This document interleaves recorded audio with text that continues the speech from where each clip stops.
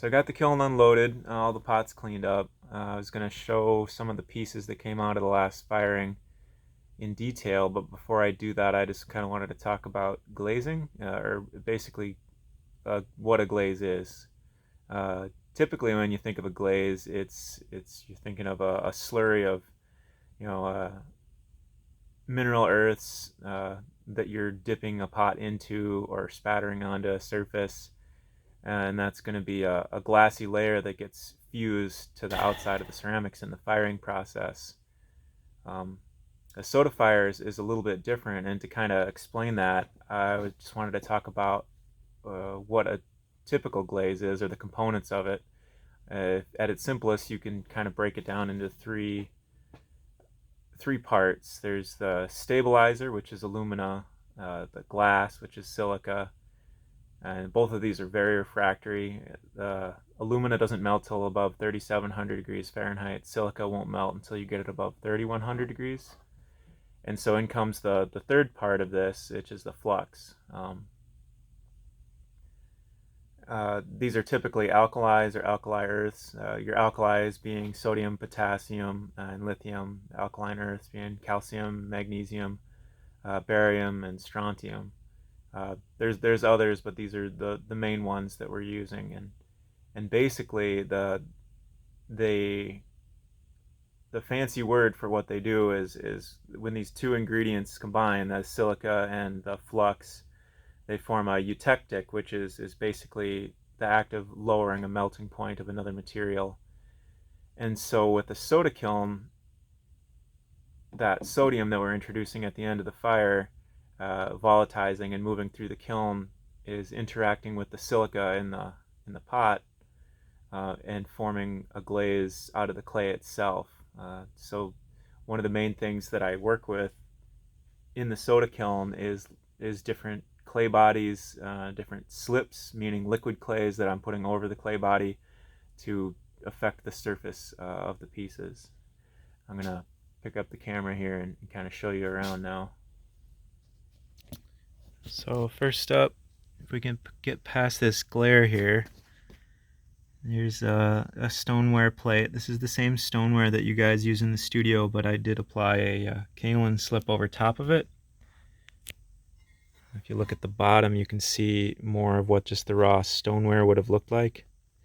It's a subtle difference, but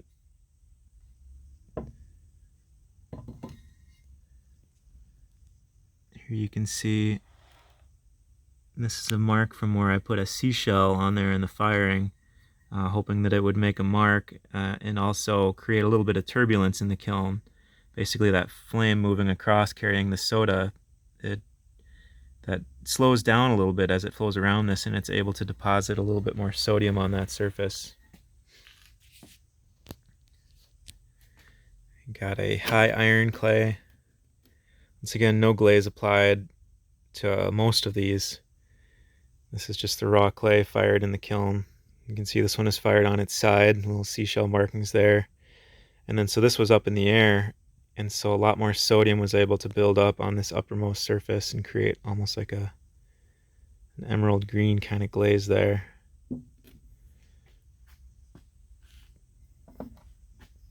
These two here, these were a bit of a test. I'm always looking for contrast in the firing, and so here what I've done is I took wax and I brushed a pattern on the raw clay right after I trimmed it, let that set up for a little bit, and then I poured a black slip over top of that, and of course the slip's not going to stick where that wax was, and so you end up with a wax resist pattern.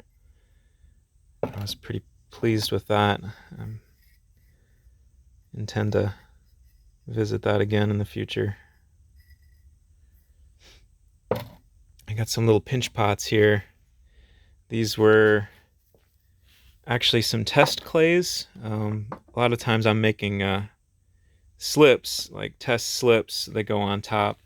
But in this case I made just the clay body itself, and I did 5 variations of this clay.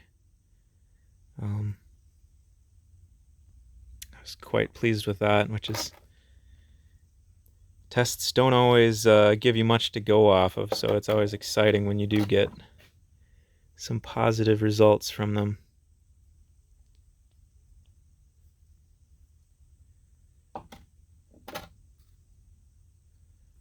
And this is pretty much like a variation of like a white stoneware. But here you can see like a porcelain. You can see the underside. This is just the straight porcelain fired in the soda kiln. But on the outside, I've applied a flashing slip, that same kaolin slip that's on the stoneware. And the idea with the kaolin slip is that it's a high alumina clay, and so with that absence of silica, it's going to produce a matte, or more of a matte surface, and a dry surface, which I really like. And also into this clay, I've wedged sandblasting silica to create kind of like a starry constellation. And you know, just talking about the silica and the sodium. So, you know, as soon as that sodium comes in contact with those little balls of silica, it leaves a glassy crater and some nice visual interest on the piece.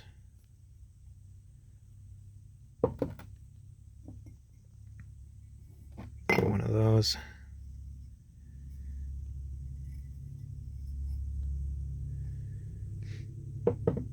Got a lot of these over here. This is a B clay from Continental Clay up in the cities, and this is a porcelaneous stoneware. Once again, I've wedged in that sandblasting silica, and I've added just little drops of this black slip here on there, just to kind of give your eye a little spot to rest to as it goes around this.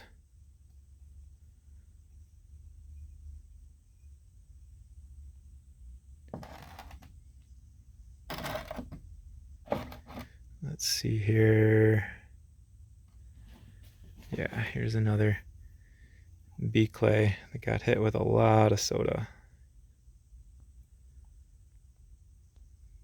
It's getting some purple sheen built up there, purple and green, and then of course the blue is from the slip that I'm applying there. This is sort of a happy accident. There was a piece that tipped over in the fire and got mildly stuck on there, but just enough to leave a little scar, a little story behind. Sometimes I think little flaws like that can really make a piece. Here's a blue one for you, Jerry. And so, you know, on the theme of testing stuff, this was a Gosu pigment from Japan that I found when I was cleaning out the studio. So I mixed that up, just a small amount, with some clay, and then brushed it on. And you can really see that the texture of that hockey brush. But what I think it's not such a bad thing. I might play with it some more, but I probably won't apply the Shino glaze over top of it. It's just a little too blue for me. Here's another stoneware one, and this time I've poured a kaolin slip on there, and I've ran my fingers through the slip while it was still wet in order to create kind of thin spots to where it could get to the stoneware below. It's fired on its side with wood ash kind of sieved onto that upper surface there. Not sure about the wood ash. I mean, it gives the pot a story, but yeah, it's kind of nice. Once again, black slip on the stoneware, and then this time I'm actually just carved through for some sgraffito. So yeah, that's pretty much it for the firing. There's a lot of stuff that went to Augie already that I've already boxed up and sent on its way. Got some lovely pieces from Aaron Nguyen here.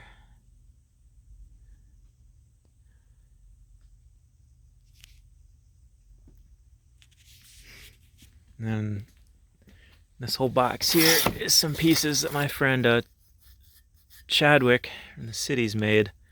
This is like a high iron bearing clay. Once again, another Continental Clay. Got a whole box of those plates and cups for him. But anyway, that's it for me.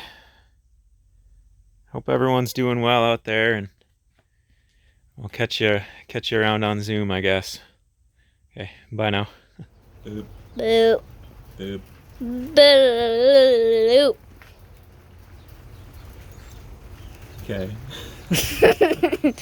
No. Oh.